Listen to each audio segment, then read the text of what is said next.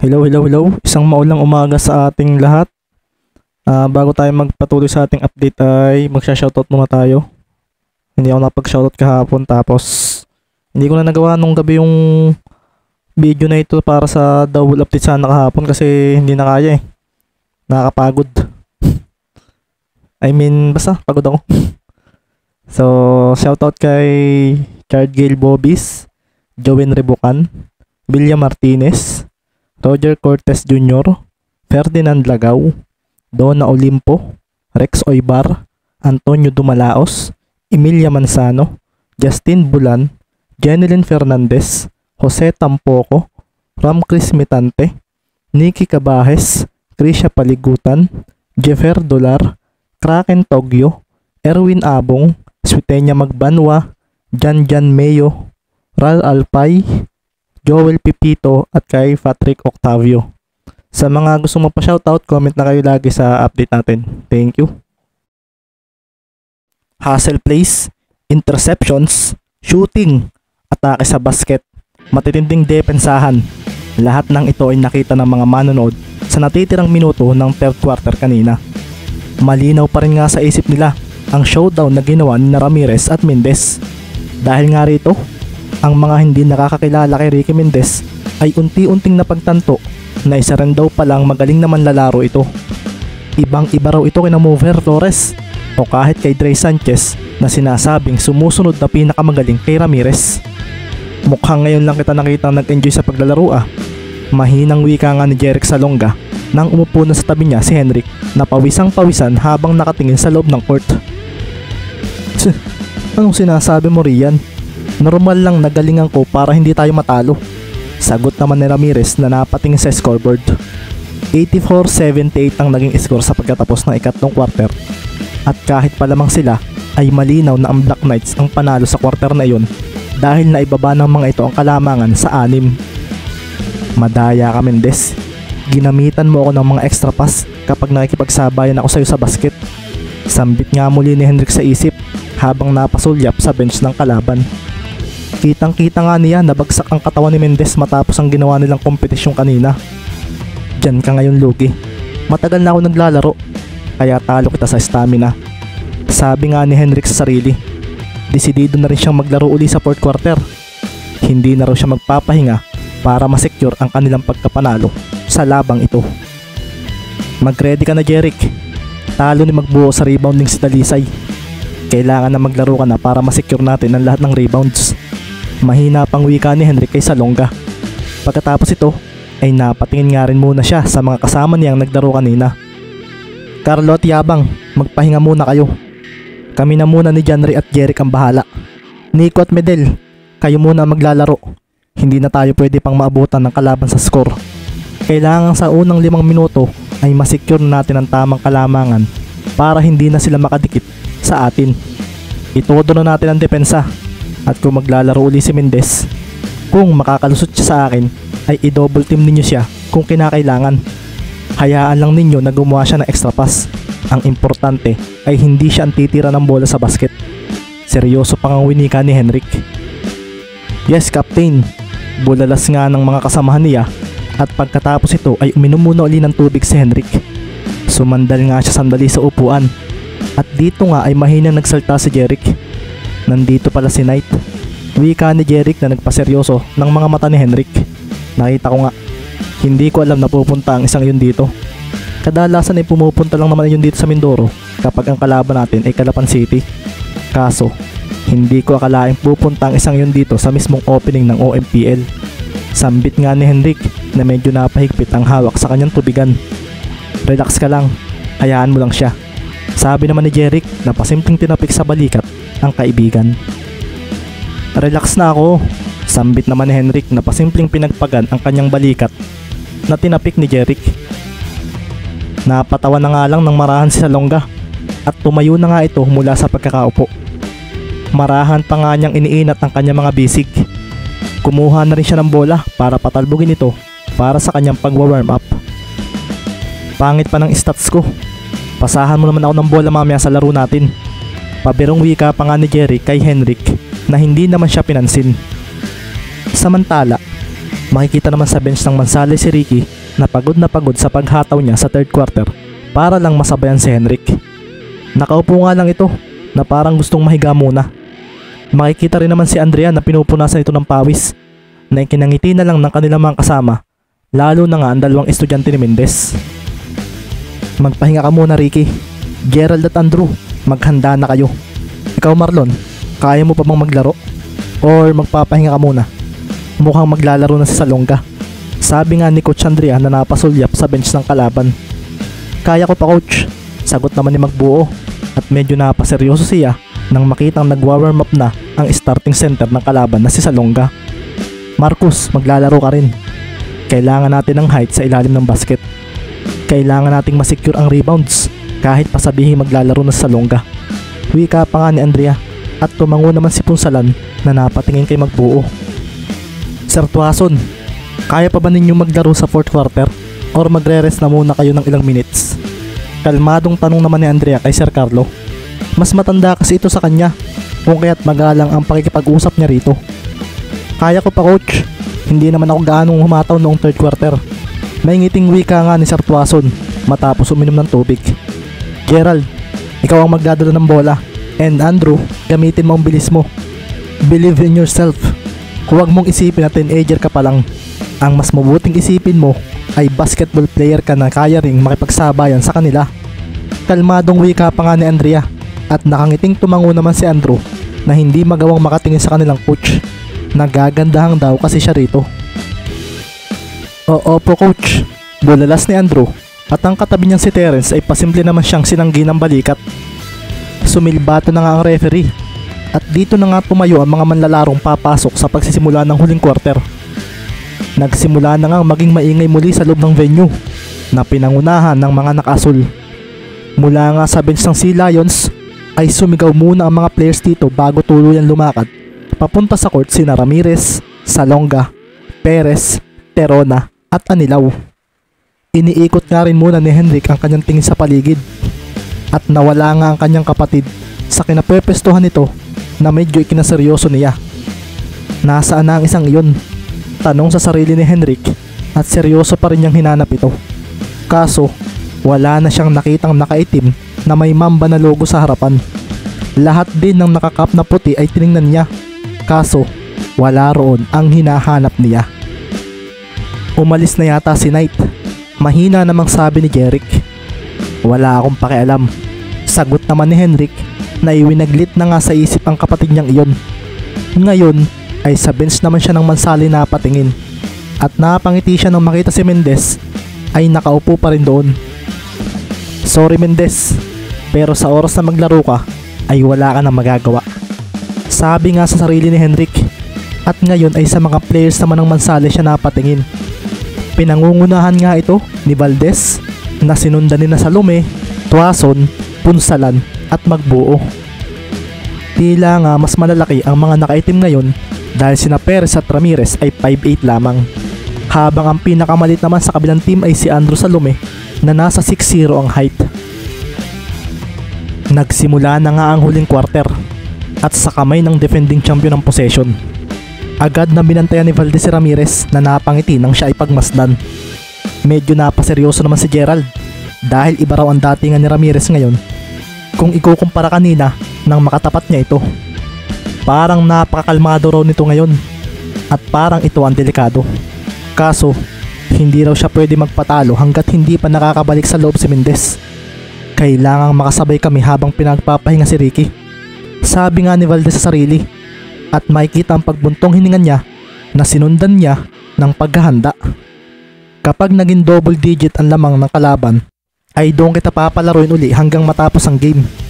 Sabi naman ni Andrea kay Ricky na medyo umayos na sa pagkakaupo. Ramdam pa rin nga ni Ricky ang panghina ng kanyang mga binti. Pero ngayon daw ay kaya na naman daw niyang tumayo. Oh, saan ka pupunta?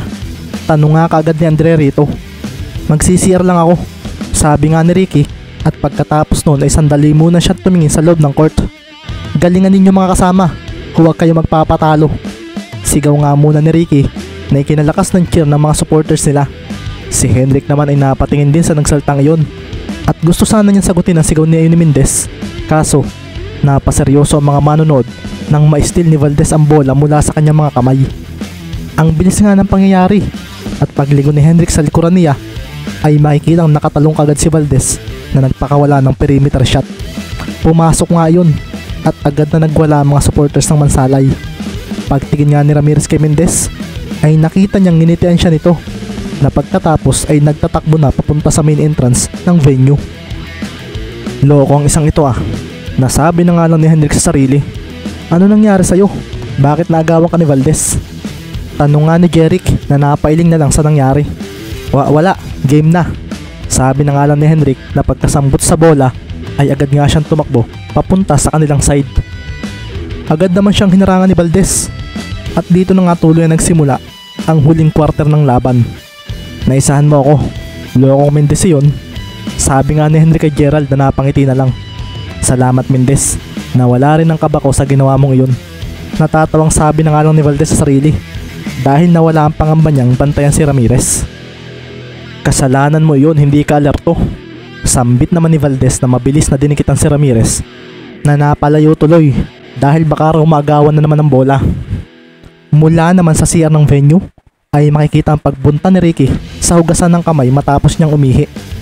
Habang naghuhugas nga siya ng kamay ay napaseryoso siya ng isang nakablock na lalaking may Mamba na logo sa damit ang biglang lumabas ng cubicle.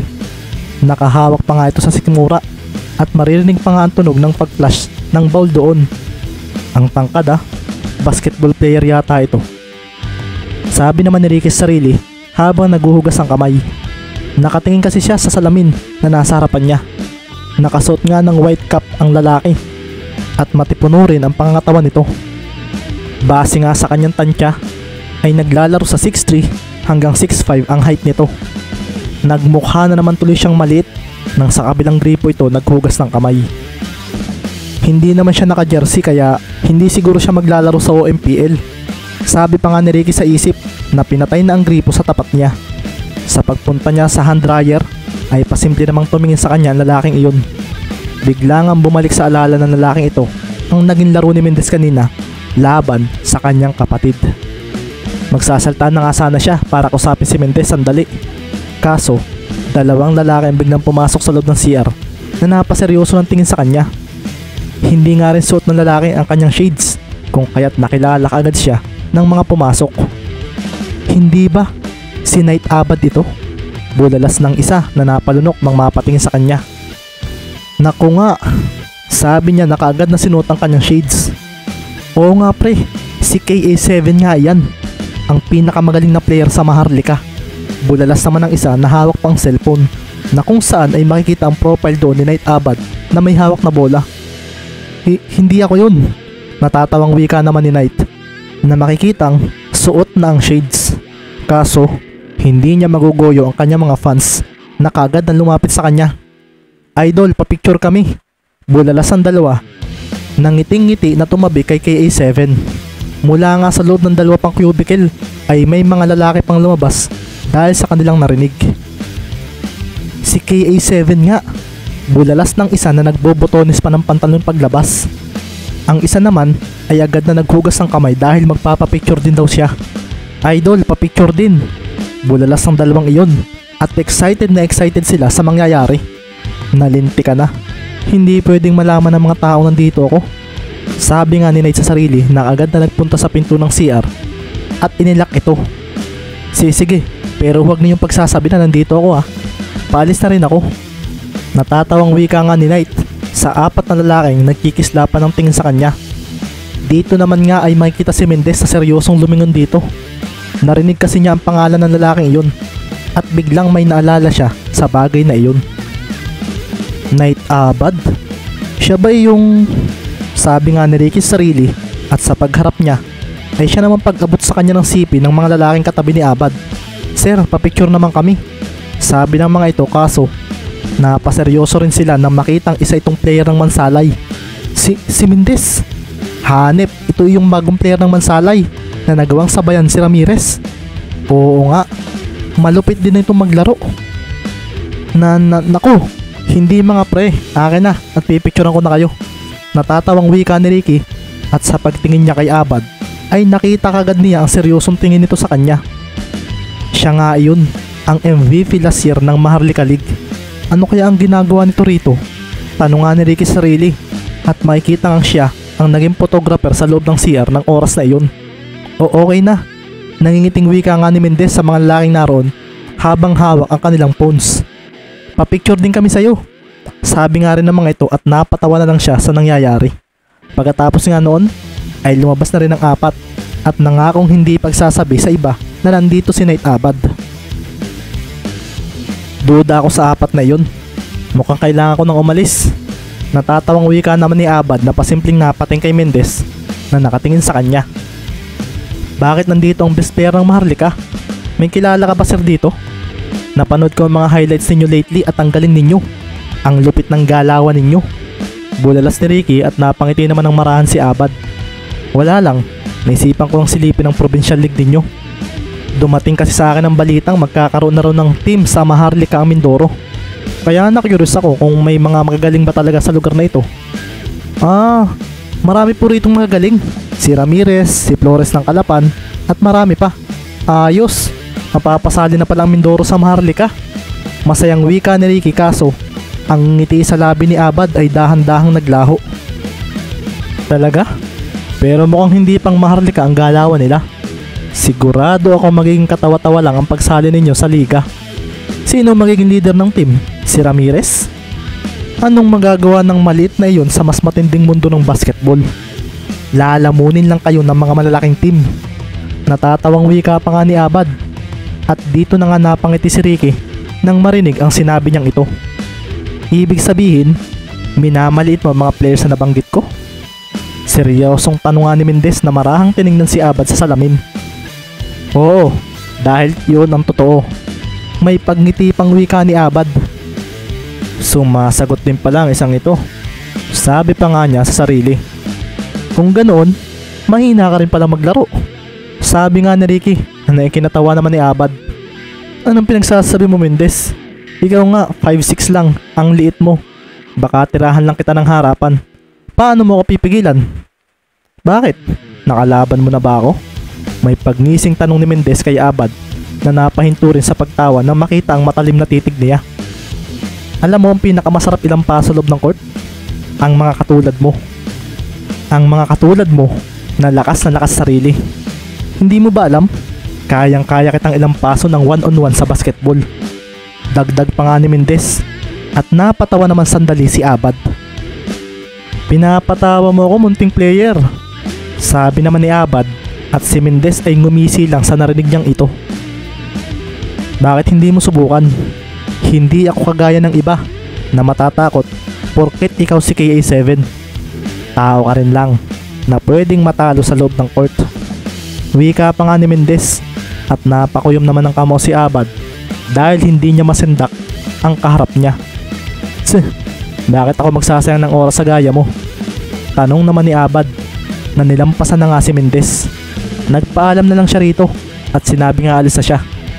Pagbukas nga niya ng pinto ay bigla pa siyang may narinig na mga salita mula kay Ricky Mendez. "Tumatakas ka ba?" Wika ni Mendez na ikinadilim ng mga mata ni Abad.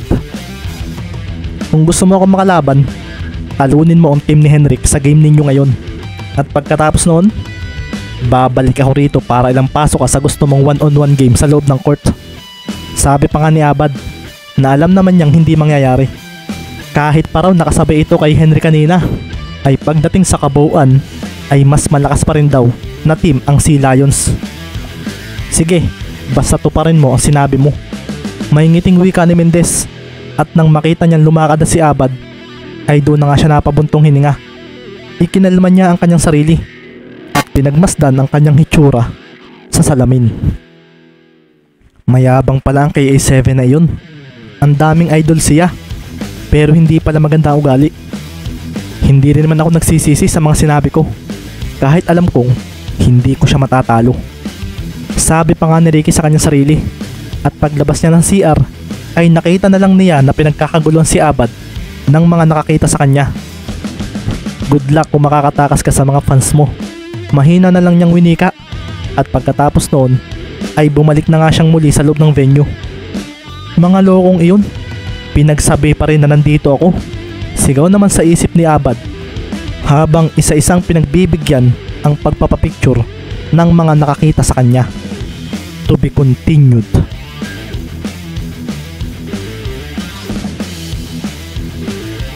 Para naman po sa mga interesadong mag-avail ng ating advanced chapters ng Book 4, mag-PM lang po kayo sa FB page ko na Taong Sorbetes na nasa screen. Ang ating pong regular pricing ay 10 pesos per chapter at minimum of 5 chapters ang pwedeng avail. Tapos online payment lang po, hindi po nag-accept ng load. Tapos sa mga first time pong magiging buyers ng ating advanced chapters, meron po tayong dalawang existing na promo. Pipili lang po kayo ng isang 100 pesos 15 chapters or 300 pesos 50 chapters. Tapos after po nun ay regular pricing na. Thank you po. Ingat po sa lahat sa mga inuulan. At palagi po magdala ng payong.